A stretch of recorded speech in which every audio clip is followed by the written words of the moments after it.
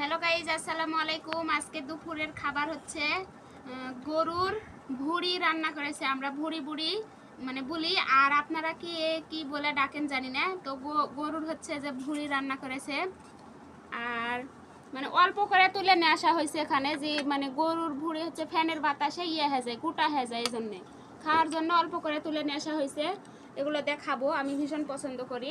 আর এই যে এদিকে রান্না করেছে মানে ডিম ভুনা করেছে আলু দিয়ে, এই যে।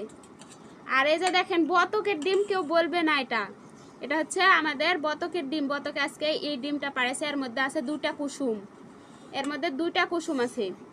কেউ বলবে না যে এটা বতকের ডিম, সবাই বলবে যে এটা রাজহাঁসের ডিম। রাজহাঁসের ডিমের সমান একবারে। তো যাই হোক, আমি হচ্ছে খেতে বসেছি আজকে দুপুরে, এখন খাবো। আপনারা কারা কারা গরুর ভুড়ি খেতে পছন্দ করেন অবশ্যই কমেন্ট করে বলবেন।